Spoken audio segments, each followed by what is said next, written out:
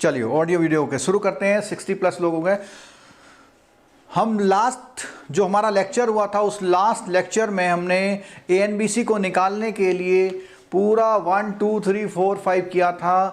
एक बात मैं अगेन रिपीट कर रहा हूँ, जो भी इस क्लास में JI और CIB वाले हैं उनसे मेरी रिक्वेस्ट है कि वो इस पूरी स्लाइड्स को बहुत अच्छी तरह से करके जाएं, जहाँ पे ANBC को निकालने का 1 2 और उसके बाद 3 4 5 6 7 8 9 10 और इसमें ANBC for other urban cooperative bank और उसके लिए लिखा था। बहुत अच्छी तरह से ज़रूर आप करके जाइएगा, ठीक है। अब आगे देखते हैं इसमें से कौन कौन सी ऐसी बातें हैं जो वो हैं।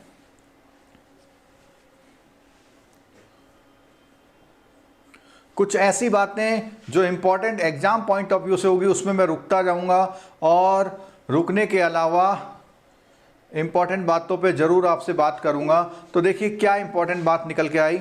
While calculating net bank credit a bank subtract prudential write off. अब देखिए प्रूडेंशियल राइट ऑफ जो है, अगर उनको जो नियम कायदे कानून की तरफ से राइट ऑफ किए गए हैं, it must be ensured that the credit to priority sector all other sub sectors so written off should also be subtracted। तो यहाँ ये कह रहा है जब ANBC आप निकालेंगे तो पिछले बार के जो आपने प्रायोरिटी सेक्टर के राइट ऑफ किए हैं आप उनको भी हटा देंगे, ठीक है। क्लियर हो गई बात। यानी जो राइट ऑफ आपने पिछले साल के किए हैं तो उसको आप ये माने कि लास्ट ईयर की जो आपकी बैलेंस शीट थी वो एक्चुअल में उतनी ना होके उससे कम थी, वो उतनी ना होके उससे कम करी थी, ठीक है। और वो सारी कैटेगरी वाइज और उसके जो भी सब टारगेट थे सब चीज़ को आप एडजस्ट कर लीजिएगा, ठीक है। वेयर एवर इन्वेस्टमेंट और any other item which are treated as eligible for classification under priority sector target achievement the same should also form the part of ANBC। अब ये क्या बोला उसने कि कोई भी ऐसा एडवांस कहाँ पे इन्वेस्टमेंट हो या any other item which are treated eligible for classification, तो ऐसी कोई भी चीज़ चाहे वो आपका इन्वेस्टमेंट हो चाहे वो एडवांस हो, ज़रा आप मुझको बता सकते हैं कि कौन सा इन्वेस्टमेंट आपको ये बोलता है कि हाँ आपने प्रायोरिटी सेक्टर का टारगेट कर लिया। तो आपने सुना होगा RIDF और SIDBI वगैरह के जितने भी ये इन्वेस्टमेंट होते हैं उसमें ऐसा होता है। सर प्रायोरिटी सेक्टर का न्यू गाइडलाइंस पूछेगा या ओल्ड? बहुत अच्छा क्वेश्चन आपने पूछा है। देखिए ये जो सर्कुलर हम आपको एक्सप्लेन कर रहे हैं ये 5 सितंबर का है, तो आप इसे नया मानते हैं या पुराना? ये नया होते हुए भी पुराना हो गया है क्योंकि आपका एग्ज़ाम उसके बाद अक्टूबर नवंबर दिसंबर 3 महीने बाद एग्ज़ाम हो रहा है। तो इसका मतलब वो एग्ज़ाम आपका कतई मतलब जो नोटिफिकेशंस आपका आया है प्रायोरिटी सेक्टर का वो एग्ज़ाम में पूछ सकता है, ठीक है। ये विजुअल टेक्स्ट जिनका क्लियर नहीं हो रहा है वो अपना जो है जो पिक्सल सेटिंग है उसको सही कर लीजिए, क्योंकि यहाँ बिल्कुल ठीक आ रहा है।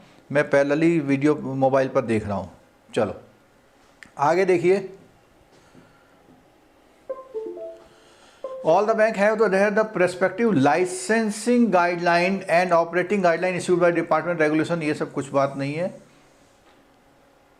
अब एक बात आई वेट की। किसकी बात आ रही है? Adjustment for wait in PSL achievement, यानी कितना वेट मिलेगा आपको।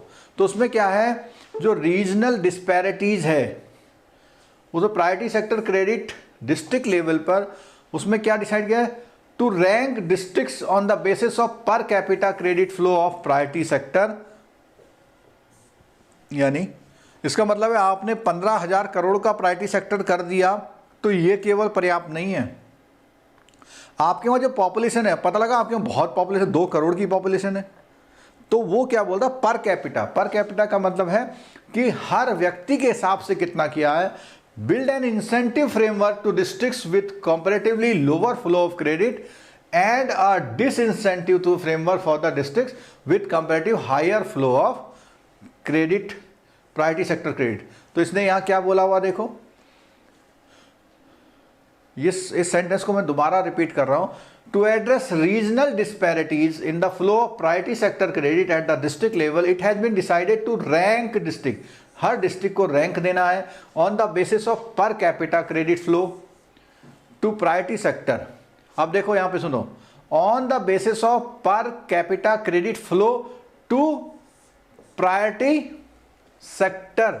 अब यहां ये समझ लेना है, ये रिवर्स स्टेटमेंट लिखा हुआ है। उसने कहा रेशियो, इन दोनों का रेशियो, यानी पर कैपिटा हमने माना 15,000 है, ठीक है, और पर कैपिटा प्रायोरिटी सेक्टर में मान लिया 7,500 है एक केस। सेकंड केस में है पर कैपिटा तो 15,000 है और यहां पर है 6,000। ये दोनों केस को ध्यान से देखिएगा। इससे करेंगे तो रेशियो कितना आ रहा है 2, इससे करेंगे तो रेशियो कितना आ रहा है 2.5। तो इसने बोला, क्या बोला इसने ये बोला है, क्या बोला हुआ है, for districts which comparatively lower flow of credit, किसके लिए, इंसेंटिव देना है जिनका लोअर है। तो आप इसमें से किसको वो करेंगे, आप इसमें से इसको इंसेंटिव देंगे और इसको डिसइंसेंटिव। इसको आप समझ लीजिएगा, इस एग्जाम्पल को मैंने समझा दिया, बुक पढ़ के नहीं समझ में आएगा आपको कि अगर आपका ये रेशियो जो है, अगर आपका रेशियो, यहां देखिए एक केस ये है और दूसरा केस ये है, जिसका लोअर है, इसका 2 है, इसका 2.5 है, तो जिसका लोअर होने का मतलब है पर कैपिटा, यानी ऐसा भी हो सकता है उसने ओवरऑल डिस्ट्रिक्ट में तो कम किया हो लेकिन प्रायोरिटी सेक्टर में उसका रेशियो अच्छा हो, तो वो दोनों को आप निकाल के ऐसा करेंगे, ठीक है, क्लियर हो गया। Accordingly a higher weight of 125% would be assign to the incremental priority sector credit in the identified district where the credit flow is comparatively lower. यानी जहां पर लोअर है उनको आप हायर वेटेज देंगे, कितना, 125। ये लोअर को आप उल्टा मत समझना, लोअर का मतलब है इस रेशियो का लोअर होना, ठीक है, क्लियर हो गई बात। Where the credit flow comparatively lower, ये हो गया। अब क्या है, अब ये जो लोअर का मतलब क्या है, पर कैपिटा पीएसएल अगर अब 6,000 से वो कम है तो उसको वो करेंगे आप, ठीक है। And lower 90% weightage should be assigned to incremental priority sector in the identified district where the credit flow is comparatively per capita PSL ये है। आप समझ में आई बात, इसको देख लीजिए, हायर वेट मिलेगा अगर पर कैपिटा आपका 6,000 से कम है, ठीक है, और अगर आपका 25,000 से ज़्यादा है, पर कैपिटा पीएसएल 25,000 से ज़्यादा है आपका, तो वहाँ उस केस में बोलता है कि लोअर वेट मिलेगा 90%, ठीक है। इसको आप ये ध्यान रखिएगा, incremental priority sector credit, incremental का मतलब अगले साल, इनके लिए तो बोला जिनका लोअर होगा उनको अगले साल 125% करना पड़ेगा, और जिनका पहले से अच्छा चल रहा है उनको पिछले साल का 90% टारगेट भी अचीव कर ले तो भी ठीक है। अगर नहीं समझ में आई है तो मैं एक बार इसमें समझा देता हूं आपको। क्या समझा रहा हूं कि जिनका 6,000 तक है,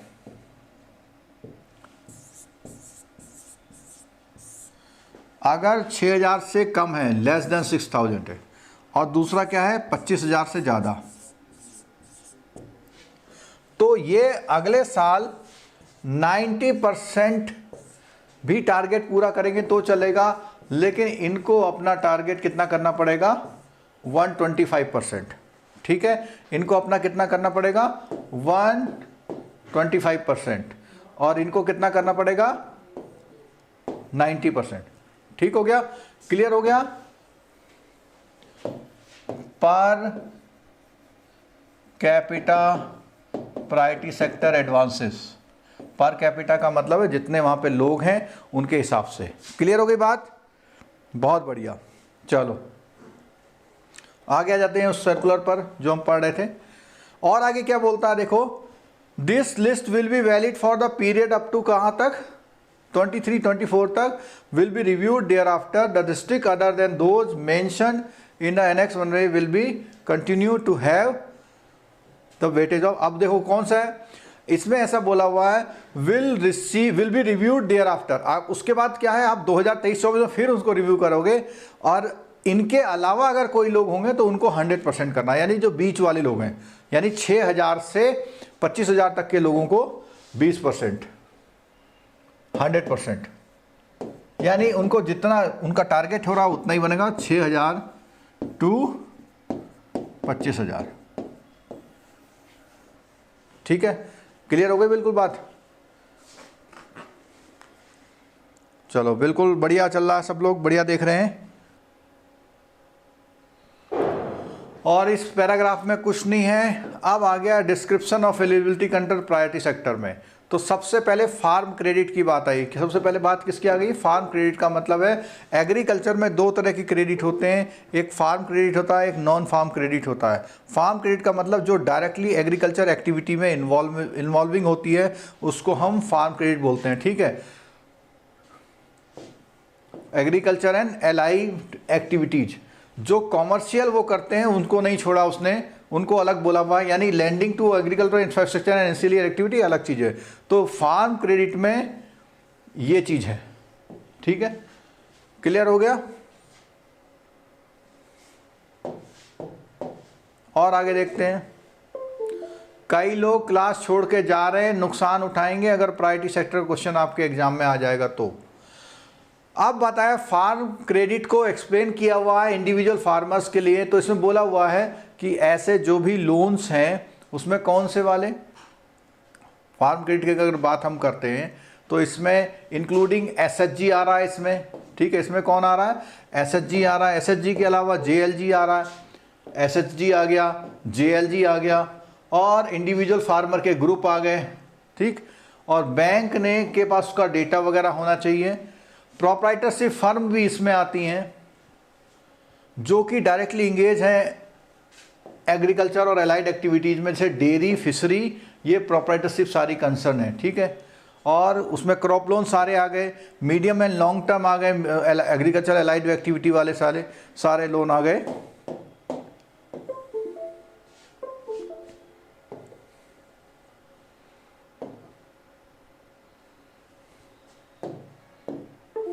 ठीक है, और पोस्ट प्री और पोस्ट हार्वेस्ट के जो लोन है, लोन टू डिस्ट्रेस्ड, ये समझ में, इसको आप सुन लीजिएगा, distressed farmers indebted to non institution, जो साहूकारी के कर्जदार में आज भी हैं वो लोग।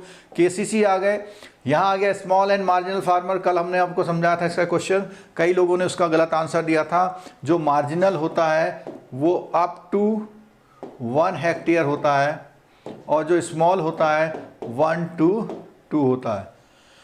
Loans pledge hypothecation agriculture produce को करने वाले, ये ध्यान रखना है एग्रीकल्चर प्रोड्यूस में जो भी लोन होता है वो 12 मंथ से बड़ा नहीं होना चाहिए। अगर वो 12 मंथ से बड़ा है और 50 लाख तक, ये इंपॉर्टेंट है, ये क्वेश्चन इंपॉर्टेंट है।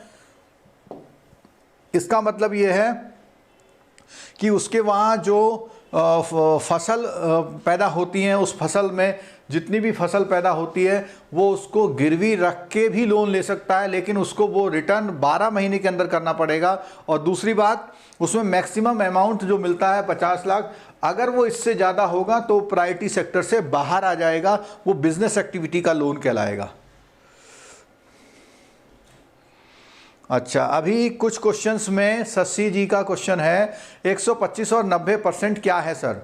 देखो, ये जो मैंने चार्ट यहाँ बनाया था ये कुछ नए कॉन्सेप्ट हैं।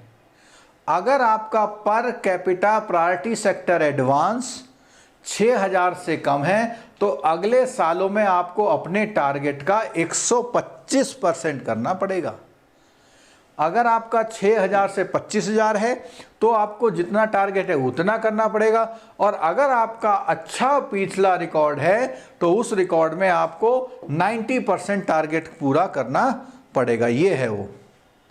ठीक है, चलो आगे देखिए। लोन टू फार्मर व installation stand alone solar agriculture pumps वगैरह के लिए जो आप वो करेंगे तो वो रिन्यूएबल एनर्जी के तहत भी आपके फार्म लोन्स में आएगा। यानी एग्रीकल्चर में कौन कौन से लोन आएंगे, कौन से नहीं आएंगे, उसकी बात कर रहे हैं। ठीक है, loan to farmer for installation solar power plants barren और फैलो लैंड का मतलब है, मतलब एक बंजर भूमि जो होती है उसके लिए, और in stilt fashion on agriculture land owned by farm. तो ऐसा कोई सोलर पावर आप वहाँ लगा रहे हैं उस लैंड में तो वो भी आपको वो बनेगा। अब बात आती है फार्म क्रेडिट में कॉर्पोरेट फार्मर के बारे में बात आती है, फार्मर प्रोड्यूसर्स ऑर्गेनाइजेशन के बारे में। तो क्या बोला इसने, फार्मर्स प्रोड्यूसर ऑर्गेनाइजेशन, और क्या बोला उसने, फार्मर्स प्रोड्यूसर कंपनीज। ठीक है, उसके अलावा पार्टनरशिप फर्म है, ये सब एलाइड एक्टिविटी भी लगी है। तो loan for the following activity, अब इसमें इनकी कौन सी एक्टिविटी, यहां बोला हुआ 2 करोड़, ये ध्यान रखिएगा, यहां बोला हुआ 2 करोड़, 2 करोड़ तक के ऐसे लोनों के बारे में बात हो रही है। क्या बात करते हैं देखो जरा इसमें,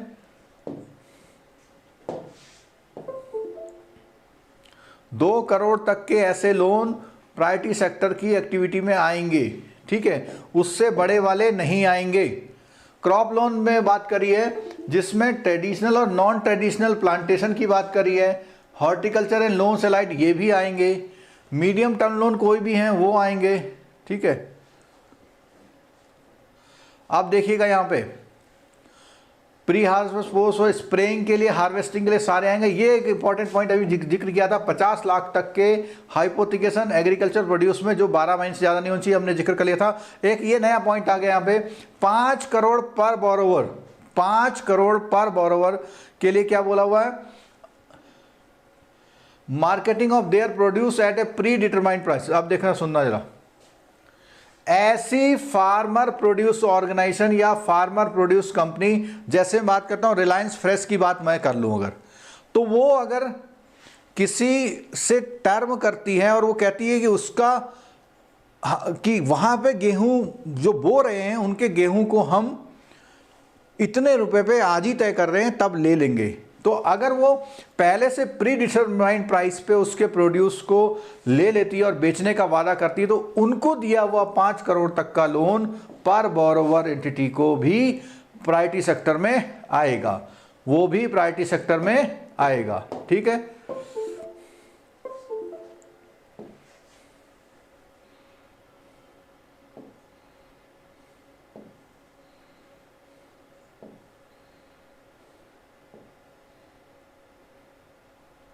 क्लियर हो गया। अब बात आती है एग्रीकल्चर इंफ्रास्ट्रक्चर की। किसकी बात आ रही है, एग्रीकल्चरल इंफ्रास्ट्रक्चर की बात आती है। तो एग्रीकल्चर इंफ्रास्ट्रक्चर में देख लीजिए, इसमें लिमिट बहुत बढ़ा दी है। एग्रीकल्चर इंफ्रास्ट्रक्चर में लिमिट बहुत बढ़ा दी है, और वो देखिए लिमिट कितनी कर दी गई है, बहुत अच्छी लिमिट, कितना, 100 करोड़ पर बोरोवर लिस्ट ऑफ एक्टिविटी यहां पे दी हुई है। कौन से वाले में, एग्रीकल्चर इंफ्रास्ट्रक्चर। तो एग्रीकल्चर इंफ्रास्ट्रक्चर क्या होता है, गोडाउन बनाना या जो कोल्ड स्टोरेज होते हैं वो सब चीजें आ गई। ठीक है, एंसिलरी सर्विस की अगर बात करें तो 5 करोड़ तक के, ये इस समय सारे फैक्ट चल रहे हैं, 5 करोड़ तक के ऐसे लोन जो कोऑपरेटिव सोसाइटी को दिए गए हैं, क्या करने के लिए, अपने मेंबर्स को वो करने के लिए, सारे कोऑपरेटिव सोसाइटी के 5 करोड़ तक के लोन। दूसरा 50 करोड़ तक के वो लोन जो स्टार्टअप को दिए गए हैं, ministry of commerce and industry ने जिसको स्टार्टअप बोला हुआ है, और वो एग्रीकल्चर एंड एलाइड एक्टिविटीज में इन्वॉल्व है। जैसे मान लिया कोई छोटी छोटी मशीनें बनाने वाली कंपनी किसी ने खोल ली, किसी ने सोलर ट्रैक्टर बना दिया, तो उसको 50 करोड़ तक का स्टार्टअप को भी लोन जो होगा प्रायोरिटी सेक्टर में आएगा, वो भी प्रायोरिटी सेक्टर में आएगा। नेक्स्ट है loan to food and agro. अब कोई मान लिया एग्रो प्रोसेसिंग कंपनी है तो उसको 100 करोड़ पर बोरोवर बैंकिंग सिस्टम वाला, एग्रो प्रोसेसिंग वाले जैम बना रही है, जेली बना रही है, ऐसी कंपनियां उसमें आएंगी। ठीक है,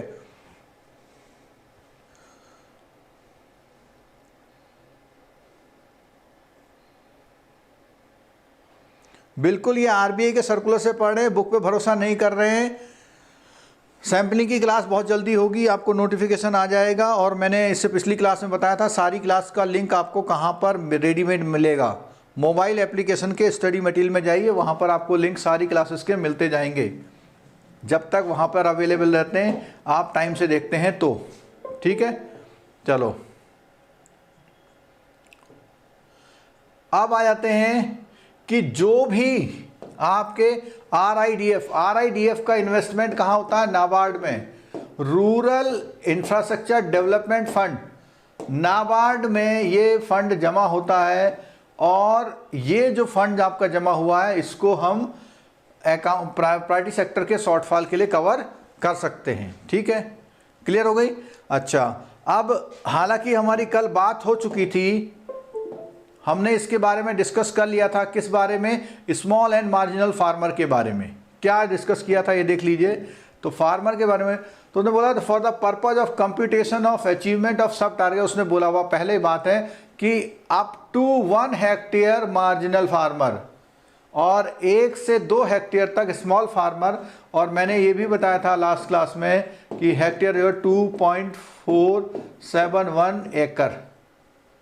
ठीक है, और इन सब में वो लोग भी शामिल हैं जो लैंडलेस एग्रीकल्चर लेबरर्स हैं, टीनेट फार्मर हैं जो बटाई पर खेती करते हैं, मौखिक रूप से बटाई पे लेते हैं, या कॉन्ट्रैक्ट में शेयर क्रॉपिंग करके करते हैं, बटाई करते हैं। ठीक है, तो उसमें स्मॉल मार्जिनल फार्मर की लिमिट के अकॉर्डिंग ही ये भी इसमें आएंगे प्रायोरिटी सेक्टर में। ठीक है, लोन टू SHG को दिया गया है, JLG को दिया गया है, जो कि एग्रीकल्चर अलाइड एक्टिविटीज में इन्वॉल्व है।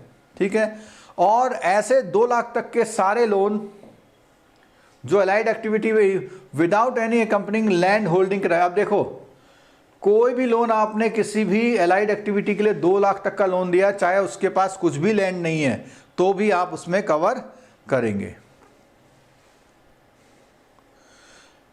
रजनीश जी, आज जो सुबह क्लास हुई थी वो AFB की ही क्लास, अच्छा JIB की, तो JIB की क्लास सीरीज चल तो रही थी। JIB की AFB की क्लास हमने काफ़ी सारी करा दी हैं, केवल KYC की क्लास में कवर करूंगा।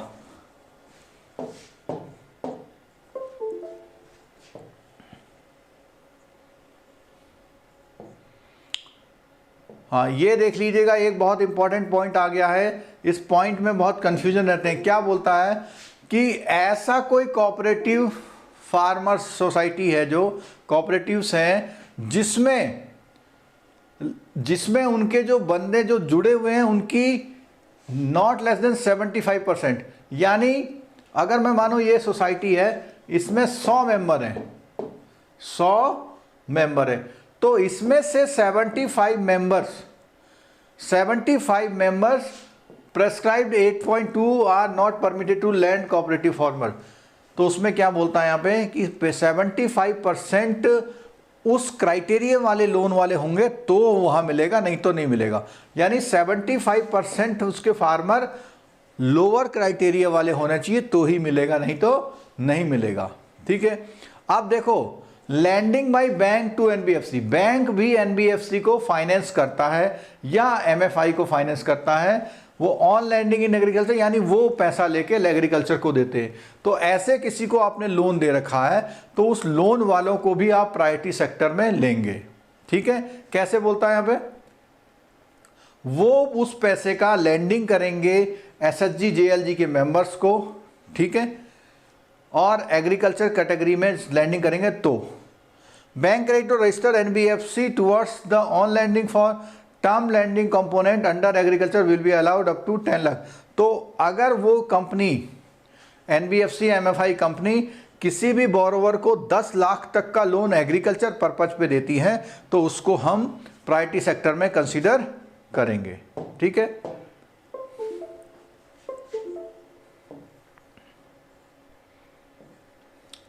अब आ गया मोस्ट इंपॉर्टेंट, आ गया micro small and medium enterprises, का। तो इसमें क्या इंपॉर्टेंट बात है, केवल हम उसमें वो करेंगे। देखो, all banks loans to MSME conforming to the above guideline qualify the classification under priority. तो क्या बोलते हैं यहाँ पे, देखो 21 का एक सर्कुलर है 2 जुलाई और उसका, तो उसमें क्या, credit to micro small and medium enterprise and updated time to time further as should be in case manufacture और production of goods pertaining to industry specified first schedule of the industrial in engage providing the. तो कह रहे हैं इस circular के according, कि circular के according अगर कोई भी एक्टिविटी एमएसएमई की है तो प्रायोरिटी सेक्टर में आएगी। ठीक है, आगे देखेंगे कुछ इसका। फैक्टरिंग ट्रांजैक्शन, अब देखो फैक्टरिंग एक सर्विसेज है जिसमें बिल डिस्काउंट होते हैं। तो कौन सी फैक्टरिंग बोला? With recourse. तो इसके लिए अगर आपको फैक्टरिंग फॉरफिटिंग अगर देखना है तो जो आई बटन है, आई बटन पे क्लिक करके आप इस वीडियो को देख सकते हैं। ठीक है, factoring transaction by bank which carry out the business of factoring departmentally wherever assignor is a micro small enterprise would be eligible for class. अब देखो सुनो, तो जो असाइनर है, यानी असाइनर यहां पर कौन होगा? जो सेलर है। कौन? इसमें departmentally wherever the assignor is a micro small and enterprises would be eligible for class. तो अगर असाइनर आपका माइक्रो स्मॉल और मीडियम एंटरप्राइजेस का है, यानी जिसने माल बेच रखा है, वो यानी एक्सपोर्टर या सेलर, अगर वो इस कैटेगरी का है तो वो भी आपका फैक्टरिंग का एडवांस भी, क्योंकि आप अल्टीमेटली उसको हेल्प कर रहे हैं। ठीक है,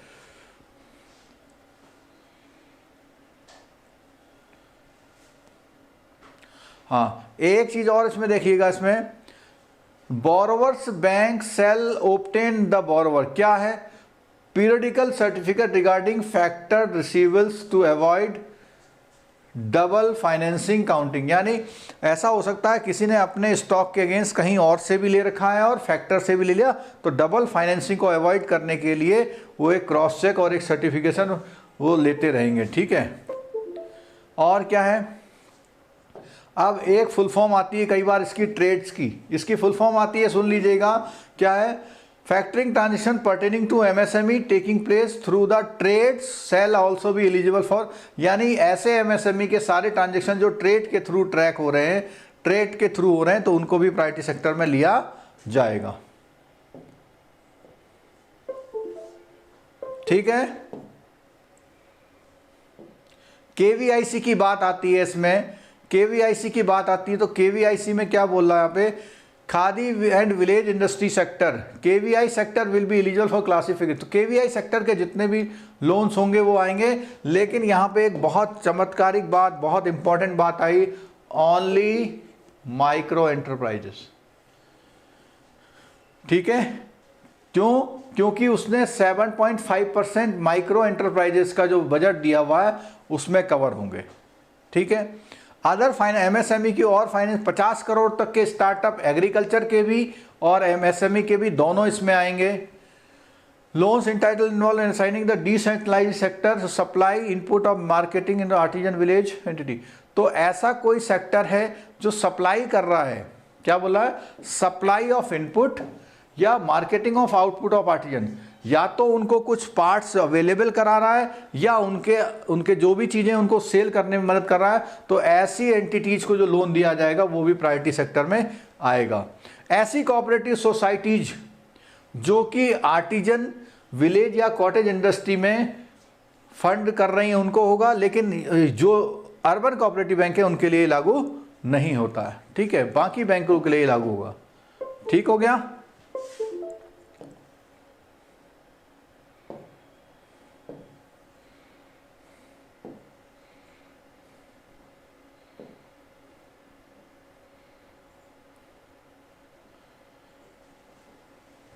ऐसी कोई एनबीएफसी एमएफआई जो है, सोसाइटी ट्रस्ट, जो भी लोग हैं जो क्या कर रहे हैं, on lending to MSME sector को कर रहे हैं, वो भी प्रायोरिटी सेक्टर में आएंगे। कोई भी एनबीएफसी एमएफआई रजिस्टर है जो माइक्रो स्मॉल एंटरप्राइज को, अब यहाँ से ध्यान रखना कि माइक्रो स्मॉल पे गौर किया हुआ, मीडियम का नाम नहीं आ रहा है, माइक्रो स्मॉल पे गौर किया हुआ है, जिसमें से माइक्रो का जो टारगेट है वो कितना है? 7 पॉइंट। पहले ये बहुत कॉम्प्लिकेटेड हुआ करता था, बहुत सिंपल हो गया।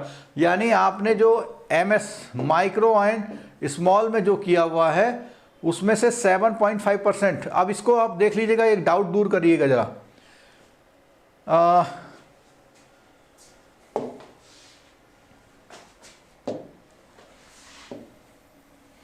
मैं यहाँ पे एग्जांपल दे रहा हूँ आपको। किसी ने माइक्रो फाइनेंसिंग 10,000 करोड़ की है, ठीक है, और ओवरऑल फाइनेंसिंग उसने 80,000 करोड़ की करी है। तो 80,000 करोड़ हमारा अगर हम ANBC ले लेते हैं तो उसका 7.5%, उसका क्या है 7.5%, तो इसका 75% कितना हो जाएगा 6,000 करोड़। अब इसने माइक्रो में कितना किया हुआ है 10,000 करोड़, तो केवल आप 6,000 करोड़ ले सकते हैं इस 10,000 में से अपने PS एडवांस को पूरा करने के। ये समझ लीजिएगा इस बात को, किसी ने माइक्रो में फाइनेंसिंग कर रखी है 10,000 करोड़ और ANBC उसका 80,000 है, तो 7.5% उसको जो है एटलीस्ट करना पड़ेगा।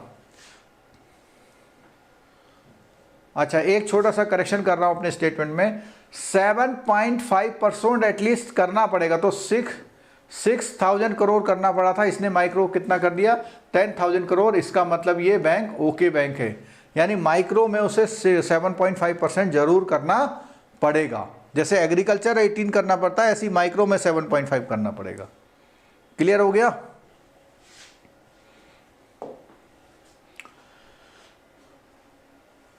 और जनरल क्रेडिट कार्ड के जो आउटस्टैंडिंग है, स्वरोजगार कार्ड, वो सब ये जो है इसको इंक्लूड कर लेंगे। हाँ, एक बहुत इंपॉर्टेंट बात आ गई आपकी बुक में, जो है अभी भी गलत लिखा हुआ है, उसको सही कर लीजिएगा। क्या आ गई वो, ये बात ही आ गई। उसने कहा ओवरड्राफ्ट टू PM जनधन योजना, आपकी बुक में 5 लिखा हुआ है, ये अब हट गया है। तो आजकल OD की लिमिट कितनी हो गई है 10,000, तो 10,000 होगा।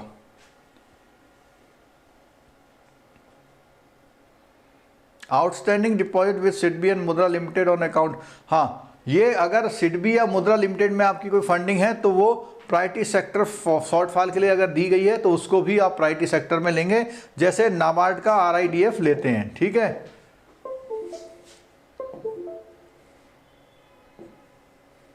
एक्सपोर्ट क्रेडिट की बात हमने पहले ही कर ली थी। एक्सपोर्ट क्रेडिट में जो फॉरेन बैंक हैं जिनकी ब्रांचें 20 और उससे कम है, तो उनको क्या है इंक्रीमेंटल एक्सपोर्ट क्रेडिट, यानी 2% बढ़ा करके कहां तक 2% ऑफ ANBC विच और incremental export credit over corresponding date of the preceding year, हर बार 2% उसको बढ़ाना था। और अगर डोमेस्टिक बैंक की बात करें, इसको सुन लीजिएगा, incremental export over corresponding date of the preceding, यानी पिछली डेट में जो भी था उसका अप टू 2% आपको एक्सपोर्ट क्रेडिट के लिए वो करना है, और अप टू कितना 40 करोड़ पर बोरोवर।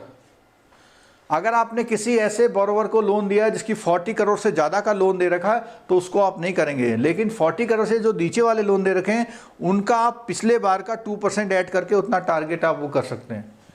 और जिनकी ब्रांचें 20% से कम है, जैसा हमने पहले पढ़ा था, लास्ट क्लास में पढ़ा था, 20 से कम वाली जो ब्रांचें हैं ये वाली, इनके लिए ये 32% है। इनके लिए जितना पिछला टारगेट था, मतलब इन दोनों के लिए ये बात बिल्कुल बराबर सी है, बस यहाँ पर डोमेस्टिक बैंकों के लिए लिमिट कम है, इनके लिए वो लिमिट नहीं है, ठीक है।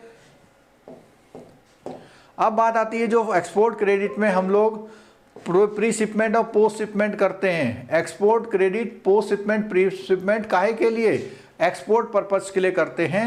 अब इसमें एक चीज़ ध्यान रखना, क्या चीज़ है, एक्सपोर्ट क्रेडिट, लेकिन इसमें ऑफ बैलेंस शीट यानी LC वेल्सी के वो शामिल नहीं है, ठीक हो गया। एजुकेशन लोन बहुत इंपॉर्टेंट, बहुत इंपॉर्टेंट। क्या बात है कि कोई भी लोन एजुकेशन का है अप टू 20 लाख, चाहे वो इंडिया में कोर्स करे चाहे कोई भी कोर्स करे, अगर एजुकेशनल पर्पस से लोन दिया गया है तो उसको प्रायोरिटी सेक्टर में लेंगे मैच्योरिटी तक, ठीक है। आपकी बुक में ये जो नेक्स्ट आ रहा है बहुत इंपॉर्टेंट है, ये नेक्स्ट आ रहा बहुत इंपॉर्टेंट है, हाउसिंग लोन वाला बहुत इंपॉर्टेंट है, हाउसिंग लोन वाला। अगर आप इसे ढंग से नहीं पढ़ रहे तो कुछ ना कुछ आप गलत करने वाले हैं आने वाले एग्जाम में। क्या है देखिए, बुक में गलत लिखा हुआ है, सही कर लीजिए। Up to 35 lakh metro city में, ठीक है, जहां की पॉपुलेशन 10 लाख से अबव है, और 25 लाख कहां पर, अदर सेंटर। अब सुनिएगा जरा, मैं यहां पे इसको अलग से बनाता हूं।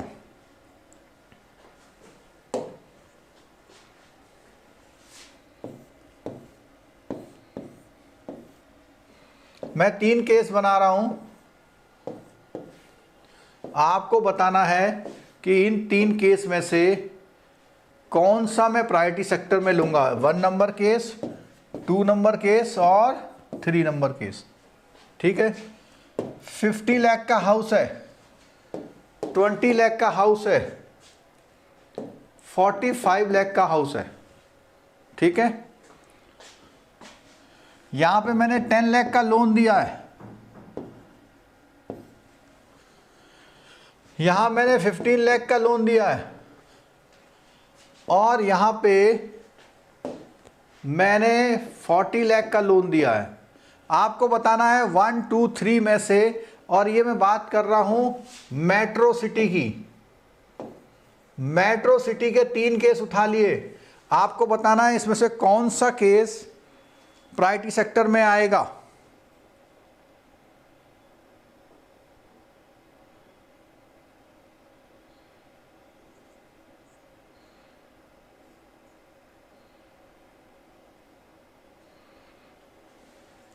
बिल्कुल ठीक है, मुदित जी का जो क्वेश्चन है, एजुकेशन लोन 30 लाख का,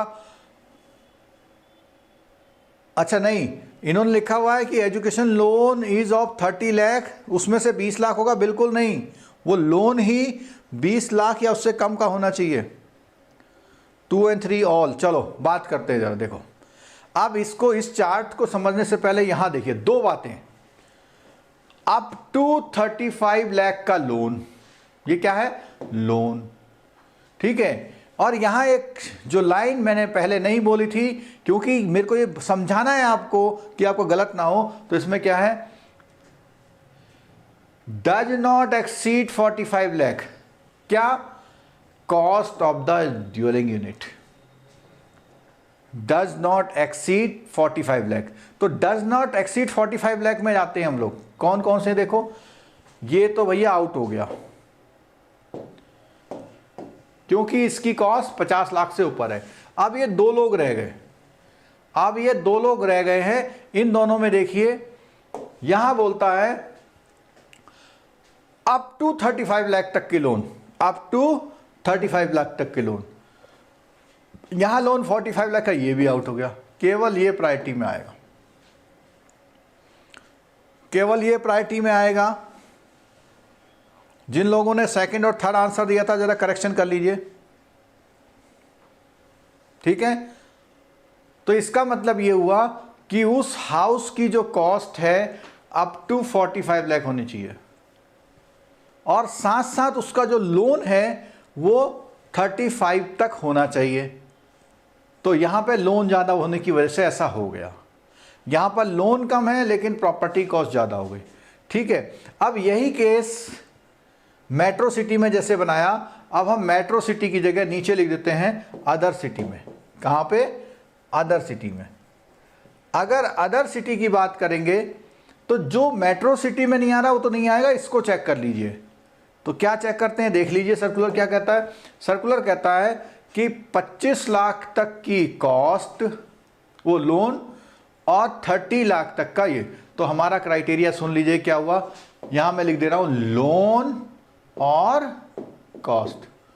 लोन है 35, और यहां ध्यान रखना अप टू वर्ड है, अप टू वर्ड, ठीक है। अप टू या डज नॉट एक्सीड एक ही बात होती है।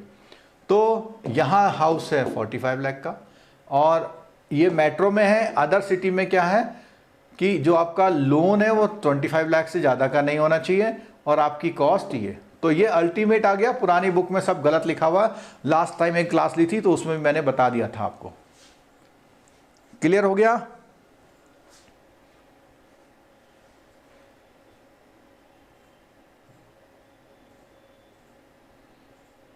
अच्छा, एस बापुन जी कुछ कह रहे हैं, उनकी बात का एक्सप्लेनेशन मुझको देना पड़ेगा। वो कह रहे हैं कि एलटीवी रेशियो 80 से ज़्यादा, ठीक है। अब आपको एक बात बताऊं मैं कि जो बैंक हैं वो 90% तक की फंडिंग हाउसिंग लोन में करते हैं, और कोई कोई बैंक तो 100% भी करते हैं। वो क्लॉज बिल्कुल अलग है, ठीक है। एलटीवी रेशियो का यूज़ है बेसिल के लिए, एलटीवी रेशियो का क्लॉज है बेसिल के लिए, ठीक है। हाँ, इन्होंने एग्जाम्पल दे दिया कि भाई स्टाफ लोन तो ऐसे होते हैं, ठीक है। चलो आगे बढ़ते हैं बच्चों।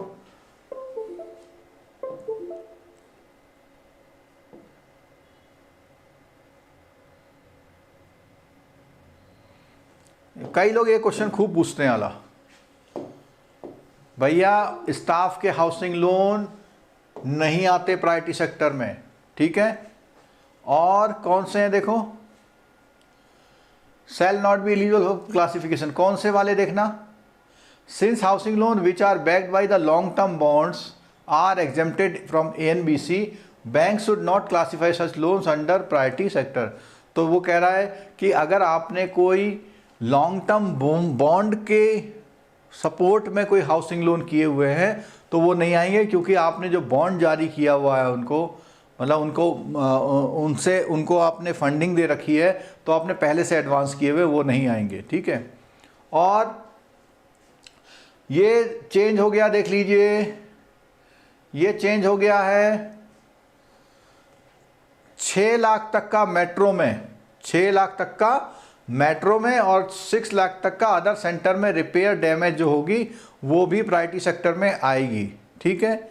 और कोई भी ऐसा हाउसिंग लोन जो 60 स्क्वायर मीटर से ज़्यादा का ना हो, स्लम डेवलपर्स के लिए हो, उन लोगों के लिए कोई भी लोन अगर दिया हुआ है किसी एजेंसी को, गवर्नमेंट एजेंसी को, जैसे आवास विकास परिषद या डीडीएमडीए को, तो वो भी उसमें आएगा, ठीक है। आगे देखिए, फिर आगे है bank loan to affordable housing project using at least. अब देखना एफएआर क्या होता है। एफएआर ये होता है कि जो आपकी लैंड होती है, लैंड सपोज कीजिए 200 मीटर है, और एफएआर आपका वहाँ पे रूल है 1.5, तो 200 मीटर इंटू 1.5 का मतलब हो गया 300 मीटर का, स्क्वायर मीटर का, हाँ, स्क्वायर मीटर का आप कंस्ट्रक्शन कर सकते हैं। तो कैसे होगा, सपोज कीजिए 50 स्क्वायर मीटर फर्स्ट फ्लोर पे कर लिया, 50 सेकंड पे, 50 थर्ड पे, 50 ऐसे करके, तो वो जो पूरा है, जो एरिया है, कंस्ट्रक्टेड एरिया जो होता है वो 50% एटलीस्ट होना चाहिए। तो ऐसे प्रोजेक्ट, अब ऐसा कोई हाउस है जिसमें सरकार ने कहा है कि 25% से ज़्यादा एफएआर नहीं होगा, यानी 25% से ज़्यादा कंस्ट्रक्शन नहीं करेंगे, यानी जगह ज़्यादा वेस्ट हो रही, तो इसका मतलब अमीर लोगों के लिए वो है, ठीक है। तो ये दोनों ध्यान रखना।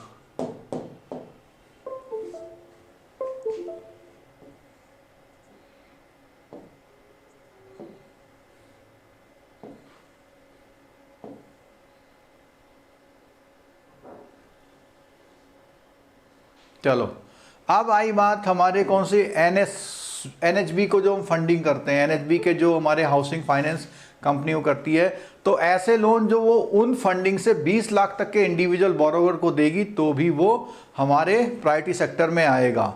और आउटस्टैंडिंग डिपॉजिट जो आपने एनएचबी में जमा किया हुआ है अपने प्रायोरिटी सेक्टर को पूरा करने के लिए, वो भी आएगा। सोशल इंफ्रास्ट्रक्चर की बात आई है तो 5 करोड़ तक के पर बोरोवर, और वो सोशल इंफ्रास्ट्रक्चर में क्या क्या चीज़ है, स्कूल है, ड्रिंकिंग वाटर फैसिलिटी है, सैनिटेशन फैसिलिटी है, और कंस्ट्रक्शन है, रिफर्बिशमेंट, हाउस होल्ड, टॉयलेट, ये सब चीज़ें इसमें आती हैं, ठीक है। और लोन अप टू 10 करोड़ पर बोरोवर बिल्डिंग। अब जो आयुष्मान भारत का जो हॉस्पिटल कोई बना रहा है टियर 2 और टियर 3, 2 से लेके 4 सेंटर में, ऐसे हेल्थ केयर सेंटर 10 करोड़ तक का पैसा अगर लगाते हैं तो, और नॉर्मल केसेस में इंफ्रास्ट्रक्चर 5 करोड़ तक का लगाते हैं, तो सारे सोशल इंफ्रास्ट्रक्चर में आते हैं, वो आपके प्रायोरिटी सेक्टर में आएंगे।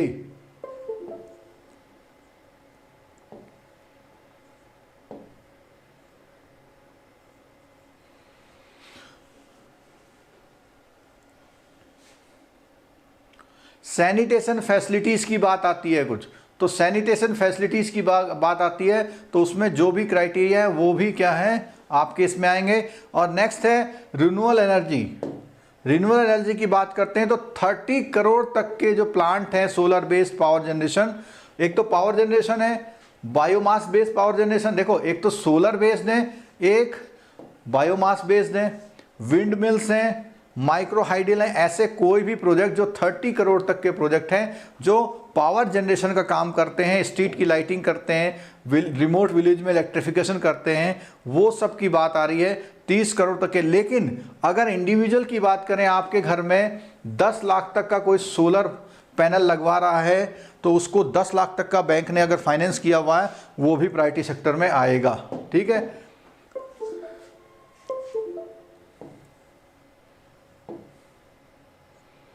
चलिए अब देखिए जरा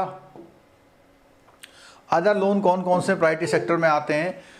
द फॉलोइंग लोन्स, कौन सा है, लोन नॉट एक्सीडिंग 1 लाख से पर बोरोवर के ऊपर अगर एसएचजी उसको इंडिविजुअल मेंबर को करते हैं, और यह ध्यान रखना जिसके हाउस होल्ड की इनकम जो है 1 लाख रूरल एरिया में और 1.6 लाख नॉन रूरल एरिया में है, कोई ग्रुप आपका एसएचजी है तो उसमें पर बोरोवर, मान लिया 20 वो है ग्रुप है तो 20 इंटू फाइनेंस हो गया 20 लाख का। अगर उसको 30 लाख का लोन किया हुआ है तो वो नहीं आएगा क्योंकि वो 1 लाख से ज़्यादा हो जा रहा है। ठीक है, और कहाँ पर ये देखिएगा, loan not exceeding 2 lakh provided directly by the bank activity, agriculture loan for meeting social needs for repair houses construction, ये सब चीज़ें आ गई। तो इसमें देखिए 2 बातें आ गई, एक तो कि यहाँ पर तो केवल बात आई पर बोरोवर को जो ग्रुप के हिसाब से दिया गया है। ठीक है, और यहाँ पे क्या है, loan not exceeding 2 lakh provided directly bank by activities other than agriculture और रेसिपी। तो यहाँ ये जो पहली वाली बात करी गई है वो 1 लाख वाली बात करी गई है। इसको देखिए, loan not exceeding 1 lakh per borrower provided directly by bank to individual और इंडिविजुअल मेंबर, यहाँ तो बात करी एसएचजी जेएचजी, अगर वो उनके हाउस होल्ड की इनकम ऐसी है तो। ठीक है, और लोन्स नॉट एक्सीडिंग 2 लाख जहाँ पर directly by banks to SHG को की, यहाँ पे की है, ध्यान रखना, यहाँ पे की है इंडिविजुअल मेंबर ऑफ एसएचजी को फाइनेंसिंग हो रही है, और यहाँ सीधे एसएचजी को फाइनेंस हो रहा है। दोनों में फ़र्क है, यहाँ पूरे ग्रुप को फाइनेंस हो रहा है, यहाँ ग्रुप के मेंबर्स को फर्क हो रहा है। ग्रुप के मेंबर के लिए वो 1 लाख है और पूरे ग्रुप के लिए 2 लाख। ठीक है, loan to distress person 1 lakh तक का अगर लोन उसका कोई नॉन इंस्टीट्यूशन लेंडर में दिया हुआ है, कोई भी ऐसा लोन देंगे तो वो भी प्रायोरिटी सेक्टर में आएगा। ठीक है, और स्टेट गवर्नमेंट के जो ये ऑर्गेनाइजेशन होते हैं उसमें बोला हुआ scheduled caste and scheduled tribe for the specific purpose, कुछ क्या है फाइनेंशियल कॉरपोरेशन बने होते हैं, उन लोगों को अगर कोई बैंक फाइनेंस करता है उस फाइनेंशियल कॉरपोरेशन को तो वो भी प्रायोरिटी सेक्टर में आएंगे। ठीक है, कोई स्टार्टअप है, स्टार्टअप के लिए हमेशा बात 50 करोड़ रुपए की आई है, तो ऐसी मिनिस्ट्री ऑफ इसका कोई भी, चाहे वो ministry of commerce and industry government of India cater engage in activity other than, तो एग्रीकल्चर और एमएसएमई, देखिए अदर देन एग्रीकल्चर, तो एग्रीकल्चर एसएमई और ये तो दोनों वहाँ पे गए हैं, एग्रीकल्चर एसएमई में कोई एडिशनल एक्टिविटी है तो वो भी आएगी इसमें। ठीक है, अगला पॉइंट है वीकर सेक्शन। देखो वीकर सेक्शन की डेफिनेशन कई बार आप लोग कंफ्यूज करते हैं, वीकर सेक्शन में कौन लोग आते हैं। वीकर सेक्शन में बहुत सारे लोग आते हैं, जैसे सबसे पहले स्मॉल एंड मार्जिनल फार्मर। इसका मैं एक कॉन्सेप्ट क्लियर कर दूं, आप लोगों को कॉन्सेप्ट क्लियर नहीं रहता है। क्या है वो कॉन्सेप्ट? वो कॉन्सेप्ट है ये कि ये पूरा लोन है, इस लोन में सेगमेंटाइज है, एजीआर है, पीआर है, पर्सनल है और एमएसएमई है, ठीक है, अदर्स है। तो आपने सारे टारगेट पूरे कर लिए, ये भी कर लिया, ये भी कर लिया, ये भी कर लिया, ये भी कर लिया, लेकिन एक टारगेट, डायरेक्ट टारगेट और है जो कि अदर्स के लिए है। किसके लिए? अदर्स के लिए है, जिसमें अदर्स का नाम है वीकर सेक्शन। तो वीकर सेक्शन से कुल मिला के 10% होना चाहिए, 12% कर दिया। तो 12% होना चाहिए, और 12% कुछ यहाँ से कुछ यहाँ से कुछ यहाँ से कुछ यहाँ से हो सकता है। तो ये एक दूसरे एंगल से क्राइटेरिया है, ठीक है, क्लियर होगी बात। तो वीकर सेक्शन में आते कौन कौन है? वो लोग स्मॉल, ऐसे लोग जो 1 लाख तक की यूनिट कर रहे हैं, ऐसा है जो नेशनल NRLM के हैं, NURLM के हैं, इनके किसी, ठीक है, SC ST के लोग हैं, DRI स्कीम में कोई फाइनेंस किया हुआ आपने, सेल्फ हेल्प ग्रुप है, डिस्ट्रेस फार्मर हैं, ये भी हो गया। इंडिविजुअल वुमेन बेनिफिशरी भी वीकर सेक्शन में आती हैं, डिसेबिलिटीज वाले भी आते हैं इसमें, और माइनॉरिटी कम्युनिटी भी इसमें आती है, ठीक है।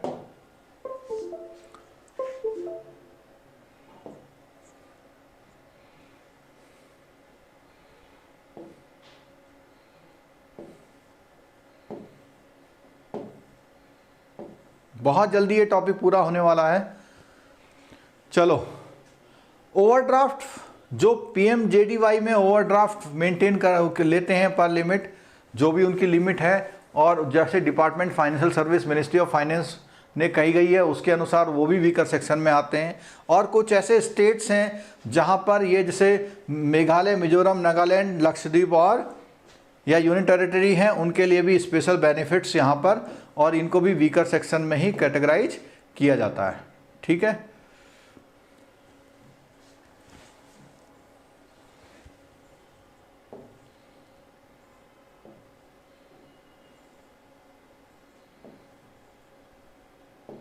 चलो, इसमें एक चीज़ सुन लीजिए, सिक्योरिटाइज एसेट की बात हम बार बार कर रहे थे, तो उसमें क्या, not applicable to the RRBs and urban cooperative bank, तो इनको सिक्योरिटाइजेशन बिजनेस का भी लाइसेंस नहीं दिया गया, इसलिए ऐसा है, ठीक, क्लियर हो गई बात।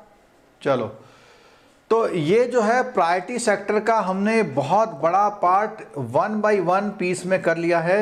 अब अगर आपका क्वेश्चन गलत होता है तो हमें भी अफसोस होगा, आपको तो खैर होगा ही, कि हमें लगेगा हमने कोई चीज़ छोड़ दी है, और बाकी चीज़ें जो हैं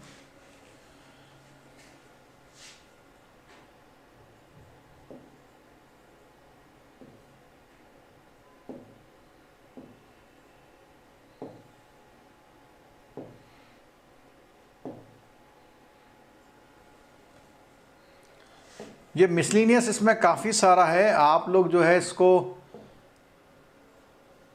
ऑन लैंडिंग वाली बात आई है, जहाँ पे बैंक जो है NBFC को फाइनेंसिंग करते हैं। बैंक क्या करते हैं, अपने फंड को NBFC को भी फाइनेंस करते हैं। तो ऐसी NBFC जो ऑन लैंडिंग कर रही हैं, क्या कर रही हैं, 10 लाख पर बोरोवर तक की ऑन लैंडिंग करती है, उनको एग्रीकल्चर में, और इसमें MSME में 20 लाख तक की। यानी वो जो NBFCs हैं, अगर एग्रीकल्चर में 10 लाख तक का लोन कर रही हैं तो उसको आप प्रायोरिटी सेक्टर में लेंगे, और इसको भी आप SC ST paying income tax will be considered under weaker section of course. इसका जो क्या नाम, मुदित जी ने क्वेश्चन पूछा हुआ, SC ST paying income tax will be considered under weaker section of course. अगर मैं यही क्वेश्चन पूछूं, कोई वुमेन है वो इनकम टैक्स पेमेंट कर रही, तो वो आएगी, आएगी बिल्कुल। वीकर सेक्शन है, वीकर इनकम ग्रुप नहीं बोला गया उसको, weaker section of the society बोला गया है। उसमें आपका डिसेबल भी है, SC ST भी है, और आपके ग्रुप्स वाले भी हैं, आपका जनधन वाले भी वीकर में ले रखे हैं, ठीक है। तो वो क्राइटेरिया नहीं है।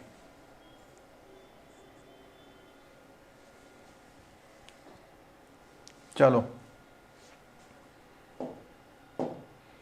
तो ये NBFC के लिए, और कुछ हाउसिंग फाइनेंस कंपनी को भी लैंडिंग करी है, तो हाउसिंग फाइनेंस कंपनी को लैंडिंग करेंगे। यहाँ पे एक कन्फ्यूजन हमेशा दूर कर लेना आप लोग, अगर आपको ये कन्फ्यूजन हो रहा है तो इसको दूर कर लीजिए कि कोई आपने हाउसिंग फाइनेंस कंपनी को फाइनेंस किया है जो 20 लाख तक का लोन पर बोरोवर दी है, तो ये पूरा लोन आप प्रायोरिटी सेक्टर में लेंगे, नहीं तो नहीं लेंगे, ठीक है।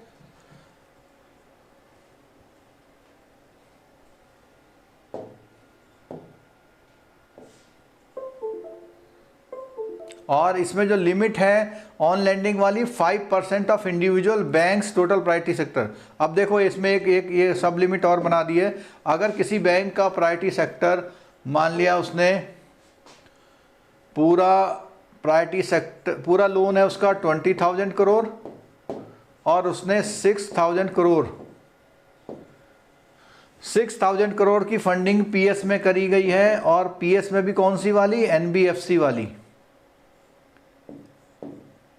तो उसने बोला 5% of individual banks total priority sector lending.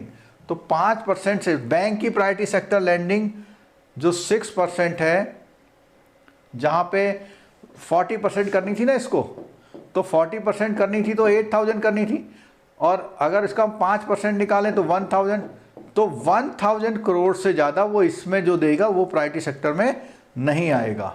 ठीक है,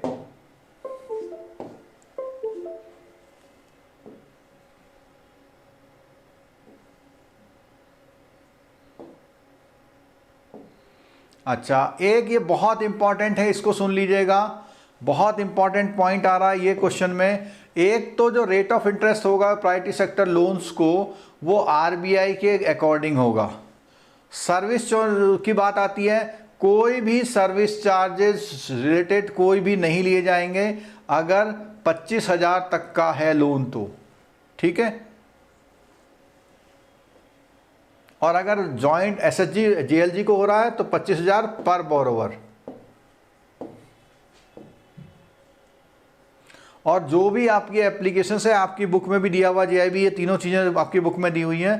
register electronic record should be maintain by the, जहाँ पर भी उसकी एप्लीकेशन आएगी उसको आप पूरा लिखेंगे, और जो भी रिजेक्शन होगा वो हायर अथॉरिटी करेगी। फील्ड अफसर अगर सैंक्शनिंग अथॉरिटी तो ब्रांच में है तो आपका एजीएम करेगा, जो भी रीजनल मैनेजर है।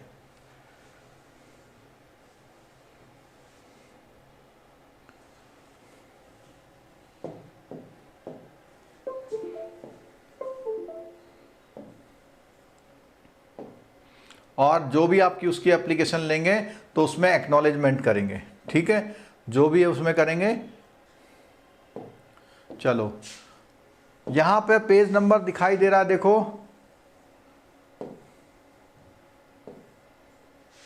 चलो अब जो है ये जो प्रायोरिटी सेक्टर वाला मामला है, ये प्रायोरिटी सेक्टर वाला मामला पूरा हो गया है, और इस प्रायोरिटी सेक्टर के साथ हमारा जो है पूरा ये प्रायोरिटी सेक्टर का पूरा होता है। अब जो है end of season,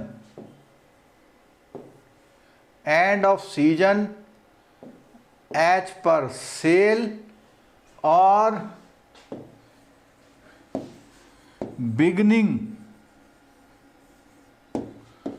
of hot season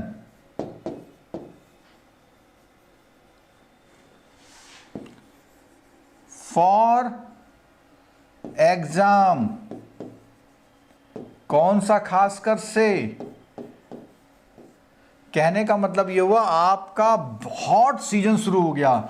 जो बच्चे आज और कल में नहीं पढ़ रहे वो जेआईबी पास करने की नहीं सोच रहे, क्योंकि इसके बाद आपको 2 ही छुट्टियां और मिलेंगी या 3 छुट्टी मिलेगी, हो सकता है परसों भी छुट्टी मिल जाए आपको, ठीक है।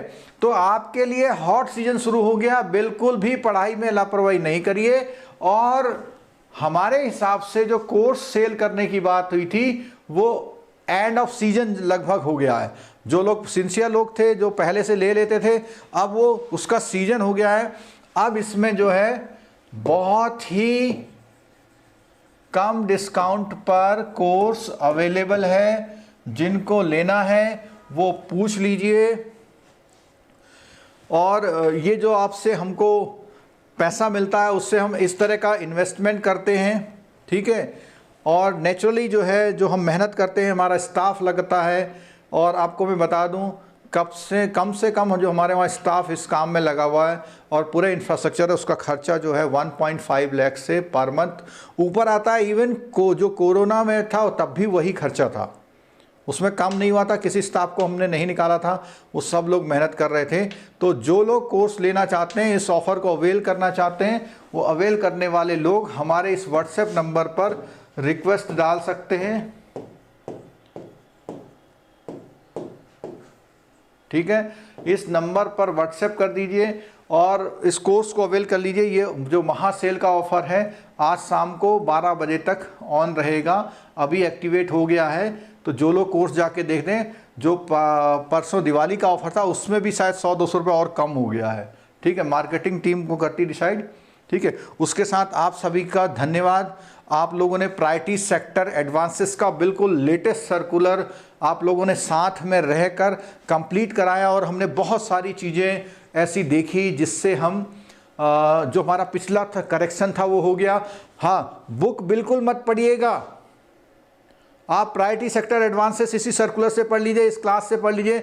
2 क्लासें कुल मिला के, अब ये क्लास और एडिट भी हो जाएगी, तो ये क्लास जब एडिट हो जाएगी तो 1.5 घंटे या 1.25 घंटे की क्लास रहेगी, लेकिन आपके 2-3 मार्क्स श्योर जरूर करके जाएगी। प्रायोरिटी सेक्टर एडवांसेस में CIB वालों के लिए हो सकता है 5 नंबर पूरे कर जाए। ठीक है, आज इवनिंग में मैं क्लास नहीं ले पाऊंगा, क्षमा कीजिएगा। और जो YouTube वाले चैनल जो सर लोग और मैडम लोग और क्लास ले रही है उनकी आप देखिए, MCQ करिए, प्रायोरिटी सेक्टर में और चीज़ करिए, जितना भी हो सकता पढ़िए, कहीं से भी हो सकता पढ़िए, किसी के भी नोट्स लीजिए, किसी की भी बुक्स लीजिए, सबसे साथ पढ़िए। और जिन लोगों ने चैनल अभी तक सब्सक्राइब नहीं किया वो चैनल ज़रूर सब्सक्राइब कर लें। अगली क्लास के लिए वेट करिए, अगली क्लास जब होगी तो उस क्लास में आपको नेक्स्ट टॉपिक में और वो करेंगे। किसी का कोई डाउट है तो वो डाउट यहां पूछ सकता है।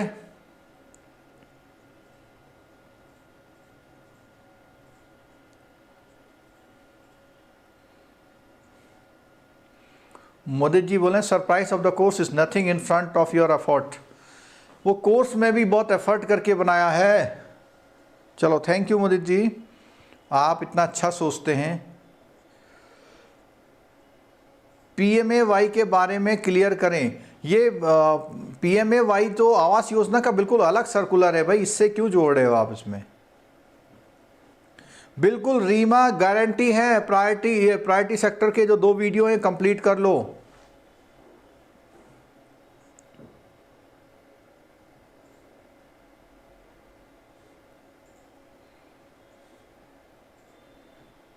क्लास का फीडबैक जरूर देके जाइए।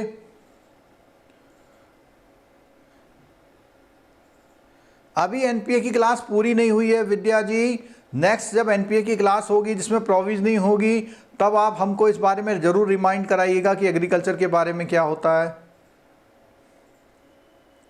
नेक्स्ट क्लास कब होगी इसके बारे में मैं बता देता हूँ। नेक्स्ट क्लास जो है जब आप लोग मोबाइल ऐप में जाएंगे, एक बार फिर बता देता हूँ, ये हमारा मोबाइल ऐप आप खोलेंगे। मोबाइल ऐप में यहाँ पे 3 लाइनें आती हैं बनी हुई।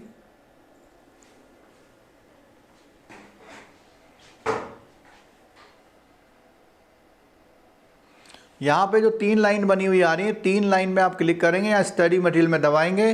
स्टडी मटेरियल में यहाँ वीडियो दबाएंगे। वीडियो में आपका फ्री लाइव क्लास का ऑप्शन है, उसमें रिसेंट वाली सारी क्लास दिख रही हैं आपको, तो वो क्लास आप वो कर सकते हैं। पुरानी क्लास आप देखना चाहते हैं तो वो मोबाइल ऐप में पेड वर्जन में ही मिलेंगी, इसलिए जो फ्री में कोर्स करना चाहते हैं हमेशा लाइव क्लास में आ जाइए। थैंक यू वेरी मच, आप सब लोग क्लास में रहे, आप लोगों ने 3-4 घंटे हमारे साथ बिताए, बहुत अच्छा लगा सभी को मेरा